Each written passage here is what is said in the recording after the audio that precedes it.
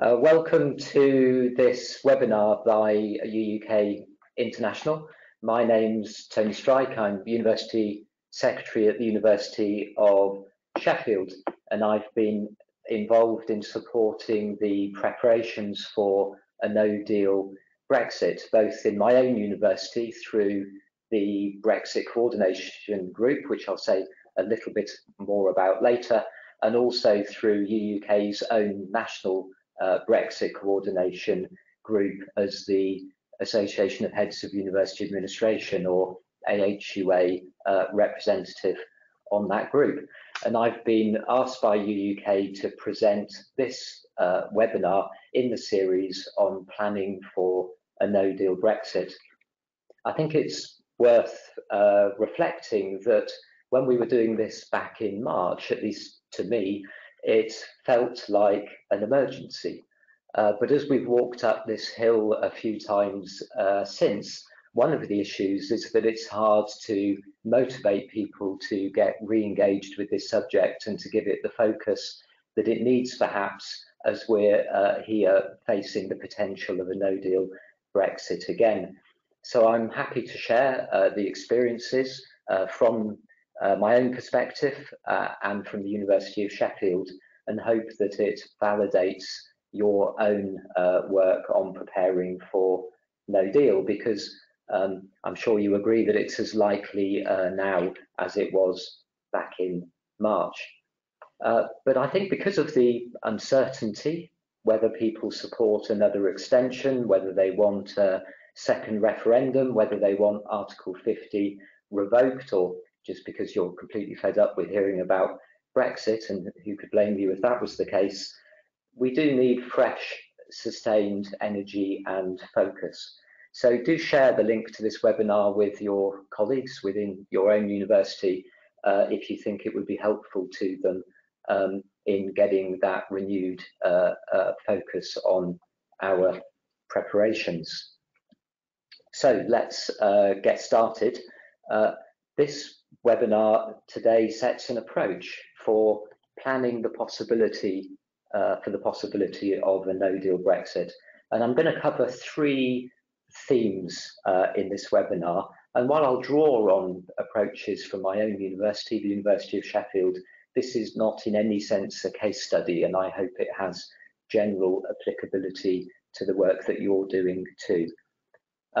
Theme one is the scope of work. We know that Brexit affects all parts of the university, and so the scope of work, the preparation that we're all undertaking, has to match that challenge. Theme two is then, having defined the scope, the organisation of that work, and taking from our experience at Sheffield and from the National UUK Coordinating Group, in this section I'll explain a bit more about how the scope of work might be organised. And theme three, scenario planning and stress testing the university, its strategy, its financial forecasts against the different scenarios. In other words, how do you know that the mitigating actions put in place are suitable for the wide range of potential scenarios that we might indeed find ourselves in? So with those being the themes, let's kick off with the first of these, which is the scope of work. UUKI's website provides resources, including information on the implications of a no-deal Brexit for universities, and highlights the areas that we might want to think about or be aware of, and these won't be new to many of you. So for the purposes of this webinar, I'm not going to go in detail through UUKI's resources, but do have a look at them. But because the agenda is so wide, some division of the work is required, and a useful way of parsing that agenda from an institutional perspective at least is set out on the slide here. This approach gives you perhaps a starting point so you can begin to gain the necessary institutional breadth in perspective and identify the appropriate leads in your own organisation on each of these topics. Scope is an interesting debate because Brexit's a big topic. Does the university focus on the things it can control, where it can see mitigating actions, where there's an impact or a risk, and your decisions on that will define what you put into the scope of your Brexit preparations or not. So let's move on then to look at the topic of organisation. Once you've identified the scope of work, the organisational arrangements at the institutional level can perhaps be broken down into these 6 categories. Leadership structures, there at the top. This is about how we bring everyone together to ensure a coordinated response, an institutional response to the work required to prepare for no deal. The second, risk and issue management, how we monitor risks and go about mitigating them at the institutional level. External influencing, so the sector working through the efforts of individual universities, working through representative groups, seeking to influence the outcomes of the Brexit process in the best interests of our students and staff. External communication, how we communicate with our current and prospective international students and staff. And then internal communication, so that we reiterate messages about the global nature of a higher education and how we are a global community. And finally, of course, due diligence there, how we make sure that we're doing all the things that we need to be doing to prepare for no deal.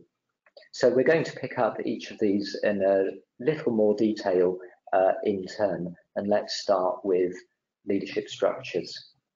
So as I was saying a second ago, Brexit touches many parts of the university and requires the contribution, the expertise, the time, the effort of many people and teams across the university, action by different departments. And managing our response to a potential no deal needs senior leadership, and it needs coordination, bringing everyone together to confront this challenge, identifying leads. At Sheffield, we created a Brexit coordination group chaired by our Provost and Deputy Vice-Chancellor, and it's really with her authority, visibility, leadership that we can ask for work to be done, ensure the necessary decisions are made, and to signal the importance of the endeavour. The group membership reflects the broad range of university departments that have an interest in preparations for no deal, all the way from student recruitment, research services, estates and facilities management, global engagement. My own office is responsible for coordination, maintenance of the risk register I'll talk about in a minute, ensuring regular communication with risk owners, organising the meetings of the Brexit coordination group, monitoring and reporting on changes nationally by government and others, and providing updates to all involved. And that coordination is important because without that overview, it would be very easy, as you can imagine, for the work to become unfocused, sporadic, things slipping off the list.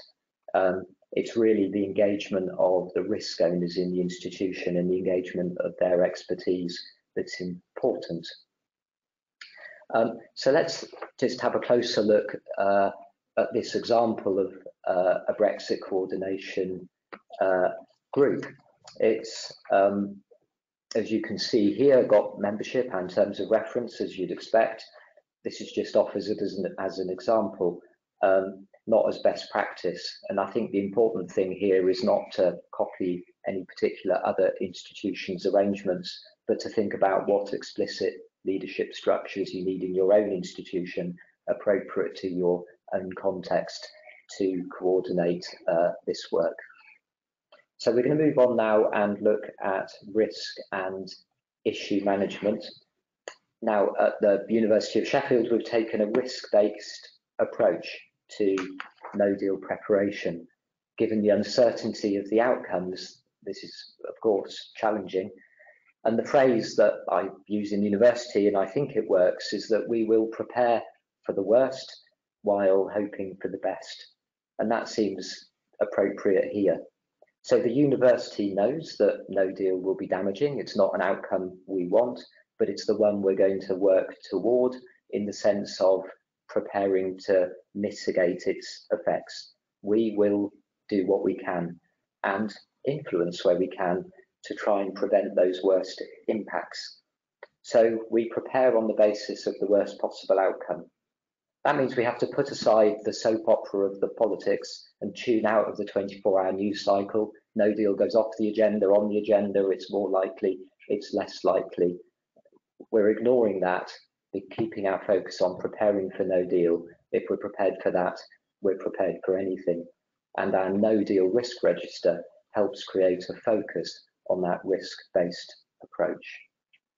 So the process here, as I'm sure you've been doing in your own universities, is to identify the potential risks of no deal, and then consulting the relevant senior staff on those risks that fall under their respective work areas.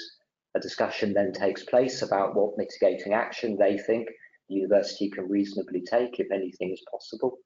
So a three-step process, if you like: identify, consult, mitigate. Identify the risk, consult the senior risk owner, think about mitigating action. Of course, for some issues, there's not a great deal we can do other than acknowledge and accept the risk. No deal Brexit can't be fixed. But, for example, we can still take sensible actions. So mutual recognition of professional qualifications. If we use this as our working example, we can't control at a university level whether that will be included in any Brexit deal or not, or indeed in any future trade deal. So it's not in our control. But at least being aware of the issue means that we're not in for any surprises. We can notify the affected disciplines, the students can be informed, we can ensure our websites are up to date and accurate on that issue, we can write frequently asked questions.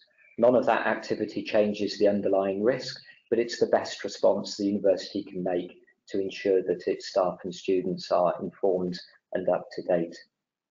Consulting widely has allowed us to take account of an enormous range of issues which a no-deal Brexit might throw up. So again, by way of example, a continuation of university business requires an adequate supply of power, heat and light. We know there's a potential for energy supplies to the UK to be disrupted in the aftermath of a no deal. So our Estates and Facilities Department have been investigating the possibility of forward buying gas and electricity to ensure, as far as is possible, continuity of supply. So with each risk like this, you can see, identify the risk, assess the impact, look for a risk owner, discuss the mitigation with that risk owner, and to agree relevant actions. The culmination of this work is a no-deal Brexit risk register. And the important thing to say about this is it is a no-deal risk register. It's not a general Brexit risk register. It's not the university's corporate risk register. It has a very particular focus associated with no deal. Many of you will be familiar with risk registers. They have fairly typical elements that make them up. A category in the first column that sets out the risk that's being talked about, then a risk description. What is the issue? Not too widely defined, as specific as possible. So for example, legal status of EU citizens in the UK after no deal, we split that up into staff and students, those in the UK now, and those that will come to the UK at a later date. So that one category becomes 4, so that we can really specify the risk description for the affected groups. Then the inherent risk. What's the likelihood? What's the probability? What's the impact? Allows each risk to be given a rating. Again, very typically red, amber, green. Any controls that already exist that can be identified, action that is going to be taken to mitigate the risk as identified, an action owner who's going to take that action, and a risk owner who's the responsible member of the executive who owns that risk. Then the residual risk. Where is that issue if that action is successfully taken? Is it dealt with and goes away, or does it stay with the same risk rating as the inherent risk that we started out with? Because in some cases, no amount of action will make the risk go away. And then lastly, an owner update. So the owner provides regular monitoring on where they are with the actions that have been assigned to them. And we find this a very useful tool for keeping on top of where we are in the scope of work in preparing for no deal. Like any risk register, it needs to be kept up to date as a live document, otherwise it quickly loses its value. But otherwise, it's a really useful management tool. And a good example of its dynamic nature is that when we were dealing with this risk register in March, there were a lot of red flashing risks around having students out over the Easter vacation on field trips in mainland Europe. And what would happen to those students attempting to return at the end of the vacation from their field trips if there was a no deal exit while they were out of the country? Of course, here we are later thinking about no deal for October. That risk has diminished considerably. It's the beginning of the academic year. The students are not on field trips, but new issues arise related to our location in the academic year.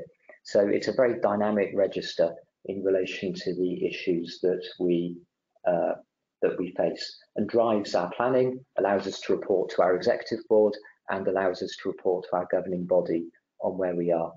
But perhaps crucially, it's the risk register that's the backbone of the discussions at our Brexit coordination group, informing the agenda, who needs to attend, who needs to speak to the issues, what are the top risks, where does that group need to be paying attention or assigning new actions. As we get closer to each date, it happened before March and it's happening now as we approach the October date, of course the focus shifts from identifying risks and identifying mitigating actions and planning to getting assurance that those actions have been taken, whether or not they're completed or in hand, and what effect it's having on that residual risk aspect of the register. So it really sharpens up the activity of the Brexit coordination group as we approach each of these stepping dates where a no deal could happen. So let's take our focus away now from the risk register and think about the external influencing. So universities have an opportunity to influence the post-Brexit landscape in a way that reduces as far as possible the impact on our staff and students.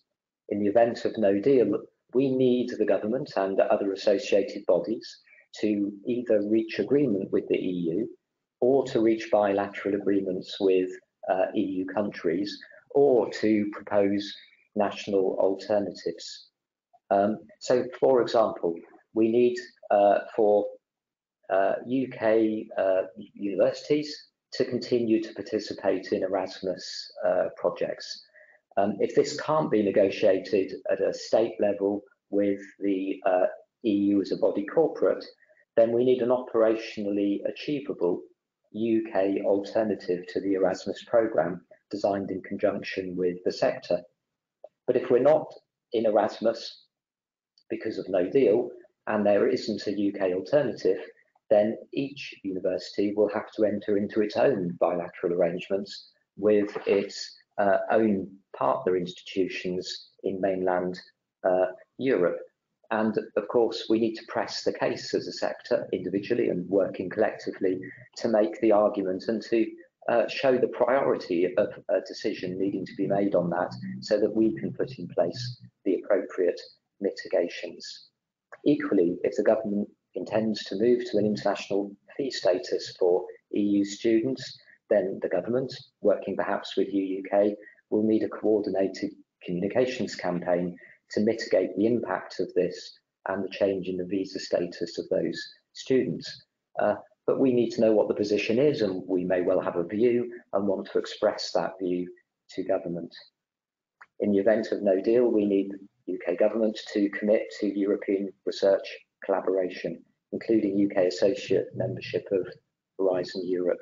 If associate membership cannot be or isn't negotiated, plans for alternative national proposals are needed and again need to be developed in conjunction with the sector. We are working on arguments for the removal of the proposed 30,000 minimum salary requirement for international staff coming to the UK to undertake skilled work. If a salary threshold needs to be set at all, it should be appropriate to the skill level of the positions that we recruit to from mainland Europe. And for example, UUK and the Russell Group have proposed a minimum salary of 21,000, but we need to know what the outcome of that work is, working with the MAC. We need an immigration system that facilitates and promotes academic collaboration, exchange amongst students, researchers and scientists. We need full researcher mobility between the UK and the rest of Europe. The list of areas where universities need government to act is clear. So each university will want to think about what part it plays in making the case for higher education on these important issues. Shortly after the Brexit referendum, my own university responded with written submissions to the Education Select Committee's inquiry into the impact of exiting the EU on the HE sector, and the submission highlighted some of the applicable areas that I've just been talking about. We've been in contact with government departments, parliamentarians on the necessity of a future immigration system that facilitates the mobility of staff and students. This involves meetings, written correspondence, responding to consultations, attending the Home Affairs Select Committee inquiry into the post-Brexit migration policy. Importantly, universities, we need to work together to make this case and to work with sector representative bodies like UUKI to speak with one voice where we agree. And UUK often needs practical examples for the arguments that they're making, and we'll get in touch with institutions for examples that they can back up the policy positions they're taking with. Our own local Sheffield MP, Paul Blomfield, who's co-chair of the All-Party Parliamentary Group for International Students, was instrumental in bringing the welcome recent change to post-study work visas. And the University of Sheffield was pleased to provide secretariat support to the inquiry by that All-Party Parliamentary Group in its report on a sustainable future for international students in the UK. So whatever your university is doing in relation to raising these important issues, it is part of the no deal preparation work to make sure that these unresolved matters stay on the agenda. Let's change focus now, not so much to influencing and lobbying, to external communication. That is to informing those who work with the university or have a relationship with the university about who and what we are. Universities, of course, are open, welcoming, tolerant, international institutions. It's our perspective, and that message does need to be promoted in a clear and consistent way to prospective international students, to future staff, reinforcing the message that the UK welcomes the talent and skills that international students and staff bring. The British Council and others share this mission with us, and we can work with them. The University of Sheffield, my own university, has consistently promoted the benefits of international study and staff mobility, and with our Students' Union initiated a successful #WeAreInternational campaign in 2013 and relaunched that campaign following the Brexit referendum as our own contribution to sending the clear message that the UK continues to be open after Brexit to international, to global talent. It's a responsibility, but it also provides opportunities. The government's new international education strategy, with its target to have 600,000 students studying in the UK by 2030, can be used to promote the attractiveness of the UK as a study destination. And we can build on the momentum of the recent announcements on the graduate route that will permit international students to remain in the UK to work for 2 years after completing their study. We must do this to remain competitive in the international student market. However, as we focus on no deal, as we focus on the UK's departure from the European Union, we also need to consider EU and non-EU students and staff and all members of the university in our communications so that all are treated fairly and equally. The university's teaching, research and industrial partners must know that we remain committed to existing and to new relationships. So to do this, to provide some examples of what I've just been saying, we, of course, many institutions have written to our active Erasmus partners to inquire whether they would be happy to sign an agreement outside of the current Erasmus scheme, should we no longer be participants. We've opened lines of communication on no deal planning with the Sheffield City Region local enterprise partnerships. We play a role in the Sheffield City Region communicating with our industrial partners, and we liaise with international collaborators to communicate the steps that we and the government are taking to underwrite EU funding. So moving on from these information messages that universities share with external audiences, we can turn attention now again to communication with current staff and current student populations. Since the results of the 2016 referendum were announced, we've been communicating regularly with staff and students to share information about the potential implications of Brexit and the resulting policy developments. These communications need to be carefully balanced because they speak to staff and students who maybe voted in the referendum, maybe didn't, and maybe were not able to. And those messages are designed for those audiences coming normally from our President and Vice-Chancellor and highlight, yes, the international nature of the university and provide assurance about the actions we're taking to mitigate the impact of no deal. But equally and importantly, we've had to be very factual in our communication with existing students and staff, and indeed with prospective students. As much as we want things to be as they are, to be good, to have the relationships maintained, no deal Brexit will have an effect. And we've been sure, so not to confuse and to properly inform, that our communications are factual and that as far as possible, we provide links to the relevant primary sources so that staff and students can see for themselves the issues that we're highlighting, the information we're giving, and its factual veracity back to primary sources. We also have an EU inbox for staff and students to submit queries, and that's actively monitored and replies sent to those inquiries. And a series of communications has gone out to academic departments on key issues to be cascaded throughout the organisation. And as mentioned earlier, you can see that this raft of communication, external influencing, external communication, internal communication, needs senior leadership and coordination, but it also needs a substantive effort from the Human Resources Department, from corporate communications, and from our student service and student support colleagues. So a real institutional effort to get these key influences and information messages out. As highlighted in the previous section, we've been providing feedback on the EU settlement scheme to the Independent Chief Inspector of Borders and Immigration. We believe that the EU settlement scheme needs to be better promoted, easier to use, have clearer information available to those who want to access it, and accessible sources of help in the event of problems or queries.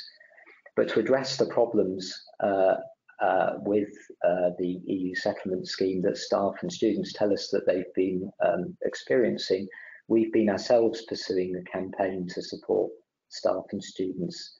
We've been hosting information sessions on immigration issues after Brexit, and in those sessions covering the EU settlement scheme, European temporary leave to remain, and the immigration issues for the dependents of staff members. Tailored emails have gone to our non-UK EU staff members to raise awareness of the support the university is providing them in applying for pre-settled or settled status under the EU settlement scheme. And we provide a legal helpline and indeed one-to-one sessions with an advisor for this.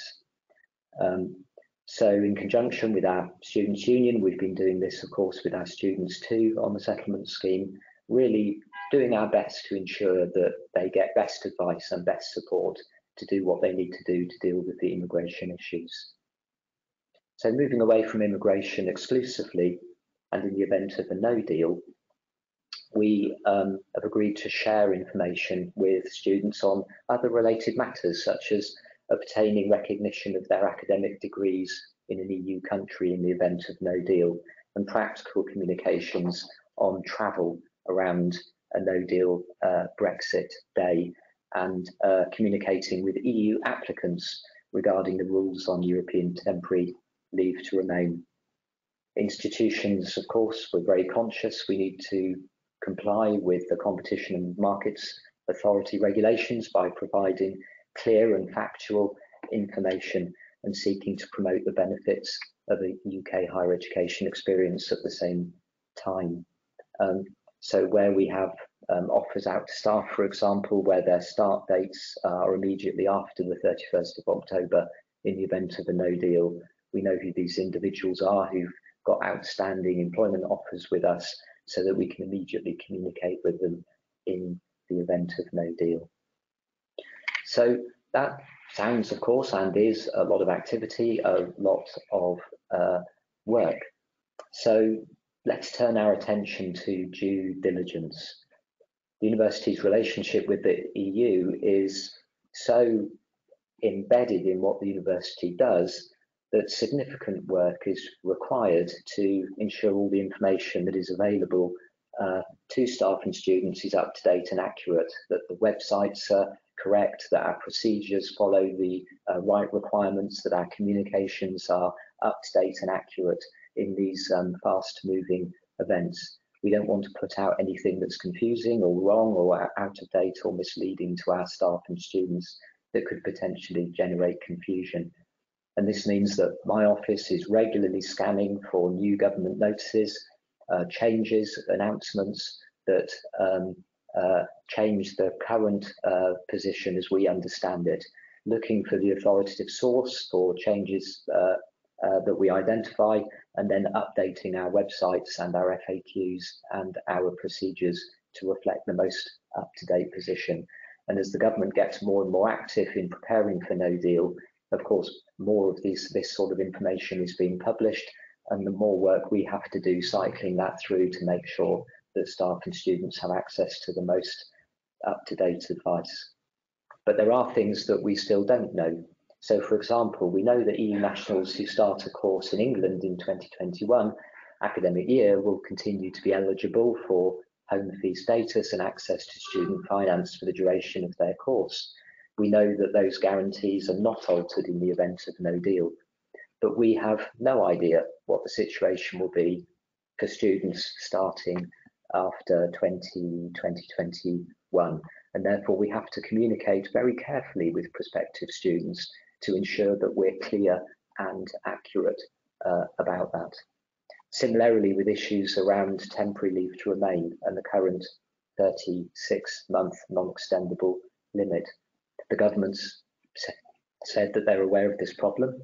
They're working on a solution for students where their programme duration extends beyond 36 months. Many students are in this position with 4-year degrees, or with a year in industry or a year abroad as part of their bachelor's or master's programmes. So it is a problem that needs resolving, but we don't currently have a solution from government. And so our communication to prospective students, particularly those with a programme of study of longer than 36 months, is challenging. and we're highlighting the need for all staff to ensure vigilance in giving accurate messages as part of our duty of care to those staff and students. UK nationals are not necessarily aware of the implications of no deal for them. It's easy to characterise this as an issue that affects non-UK EU staff and students, and so we're having to set out carefully and clearly the impact on UK citizens. Things as simple as the validity of their driving licences if they're going into mainland Europe, running a field trip, for example, or that the EHIC card may not be valid, or that their travel insurance may not support them in the event of no deal if they're travelling abroad. UK nationals with a UK driving licence need an international driving permit or a photo card driving licence, or to drive in the UK, in the EU, and need to check the arrangements in the destination country. Similarly, with the European health insurance card, it may no longer be valid after the UK has left the EU in the event of no deal, and so we're updating our travel insurance arrangements. The UK has recently provided a checklist useful in ensuring that we've covered all the issues. As a university, we found we'd covered most of what was on that checklist, but not everything, and that was a useful way of going back to our Brexit coordination group, looking at the issues on that UK checklist we hadn't yet been paying attention to, and deciding what additional action, if any, we needed to take, a good test of our due diligence arrangements. So let's change now to the theme of scenario planning, the final part of this webinar, which is about stress testing the university's strategy for the impact of no deal. In our case, in this regard, the first step was to get the facts and figures as far as you can, or to make estimates. Step two was to devise a model, which of course had to include assumptions about what might happen in the event of no deal to the university. And some of these effects are unknown, and so assumptions are required in relation, for example, to currency fluctuations, tariffs, taxation rates, supplier prices, and so on. We can't control the variables, we have to make assumptions. But you're aware of the changes, and therefore a model can be built. And step three was to model out the likely outcomes of different scenarios within the model with the assumptions built in. So to give an example, one scenario could be the impact of the loss to the university of future access to Horizon 2020 funds, and related to that, a partial loss of industrial income from the EU if we're no longer a participant in Horizon 2020. It's one scenario. Another scenario on the same topic could be that we have continued access to Horizon 2020, but have a lower success rate in the future in winning against bids on those funds. In your own institutions, I'm sure you're working up these kinds of scenarios as realistic as they can be, to then model through what the implications might be. And then step four is stress testing the outcomes of those models on the university's academic strategy, and from a financial perspective on the financial forecasts. So, for example, if the output from the model suggests a change in the makeup of staff, on student numbers, on research income, what's the impact on the academic strategy? What's the impact on the financial forecasts?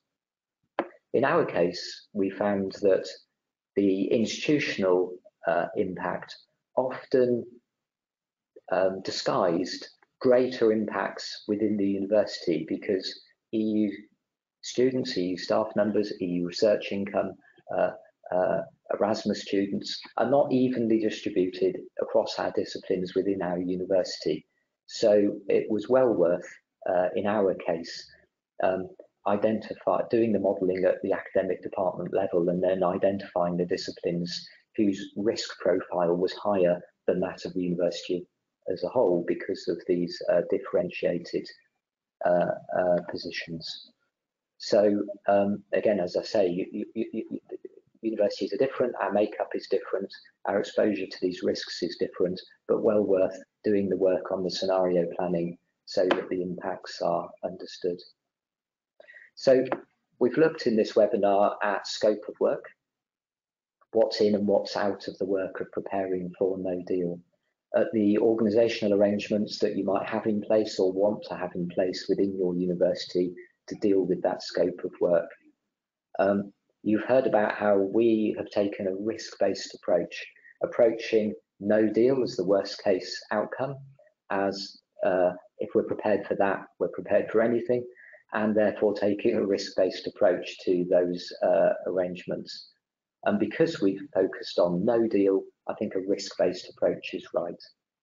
But returning to the phrase, preparing for the worst and hoping for the best, a different webinar on planning for a post-Brexit era might have had a slightly more cheerful or optimistic feel to it in terms of plans for the future and how we might engage with the rest of the world. That's not what we're doing at the moment. We're preparing the university for the risks associated with no deal. Wherever you are in your own institutional preparations, I hope you found this useful tour of the preparations from one university. In Sheffield, we've certainly appreciated hearing the experiences of others and about their preparations. And so I hope it's been useful for us to share something of the work that we've been doing. We have a common interest, don't we, in using our best endeavours to mitigate the worst impacts of no deal if it comes. We owe that to our staff and students. Best of luck.